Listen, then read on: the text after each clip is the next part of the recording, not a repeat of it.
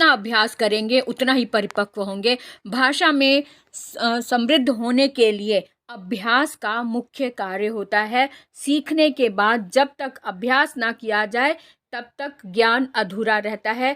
संस्कृत में कहा जाता है ना, विना अभ्यासे विद्या विषम, अर्थात बिना अभ्यास के विद्या विष के समान मारक होती है।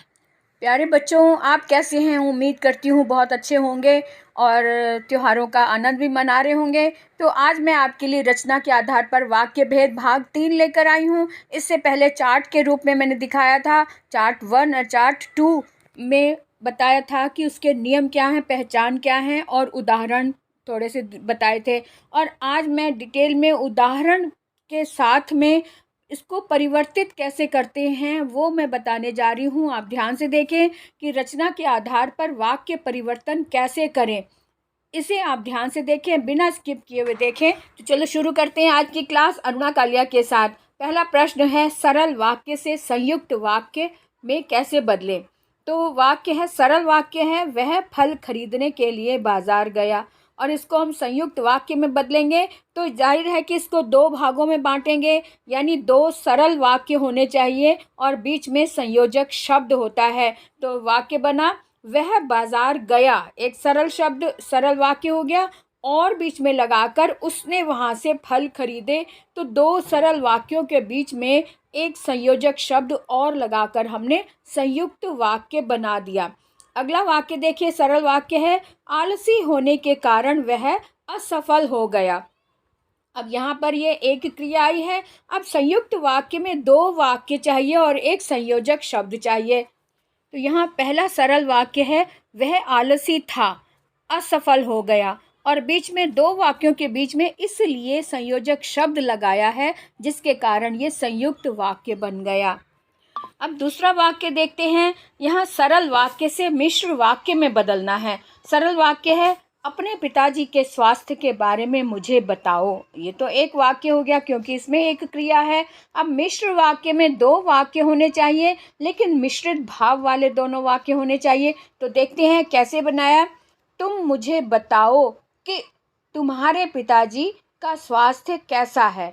अब तुम मुझे बताओ कि, यहाँ के ने बताया, यह वाक्य सरल नहीं है, यानी कि यह वाक्य अपने आप में अधूरा है और इसका भाव दूसरे वाक्य पर निर्भर करता है कि तुम्हारे पिताजी का स्वास्थ्य कैसा है, यानी कि दोनों ही वाक्य मिश्रित भाव प्रकट कर रहे हैं, इसलिए यहाँ मिश्र वाक्य है।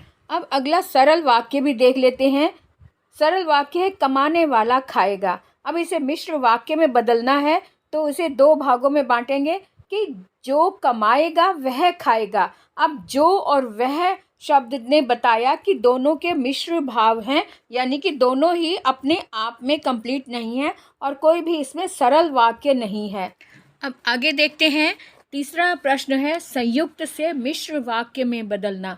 तो संयुक्त से मिश्र में बदलना यानी कि जो 2 सरल वाक्य होते हैं उनको मिश्रित भाव में बदलना, यानी कि मिश्रित भाव का मतलब है कि युग्म वाले शब्द होने चाहिए।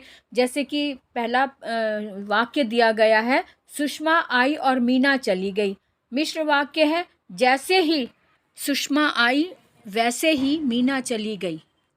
अब यहाँ जैसे और वैसे दोनों युग्म शब्दों ने बता दिया कि ये दोनों के मिश्रित भाव हैं, इसलिए ये मिश्र वाक्य है। अगला वाक्य है, संयुक्त वाक्य है, विद्यार्थी परिश्रमी है इसलिए अवश्य सफल होगा। अब इसको मिश्र भाव में बदलना है तो वाक्य इस तरह से बना, जो विद्यार्थी परिश्रमी है वह अवश्य सफल होगा, यानी कि जो और वह का युग्म यहाँ पर बना जिसने इस वाक्य को मिश्रित वाक्य बना दिया। तो बच्चों, अब मुझे पूरा विश्वास है कि आपको रचना के आधार पर वाक्य भेद से संबंधित जो परिभाषा है, जो भी इसकी पहचान है, वो वाक्यों के उदाहरण के माध्यम से आपको बहुत अच्छे से समझ में आ गया है। मैंने चार्ट बनाकर पूरे अच्छे से समझाया है और मुझे नहीं लगता कि अब कोई कमी रह गई होगी। अब यहाँ पर वाक्य परिवर्तन करना भी सिखा दिया। अब आपका कार्य अभ्यास करने का है। आप जितना अभ्यास करेंगे उतना ही परिपक्व होंगे। भाषा में समृद्ध होने के लिए अभ्यास का मुख्य कार्य होता है। सीखने के बाद जब तक अभ्यास ना किया जाए तब तक ज्ञान अधूरा रहता है। संस्कृत में कहा जाता है ना, विना अभ्यासे विद्या विषम, अर्थात बिना अभ्यास के विद्या विष के समान मारक होती है।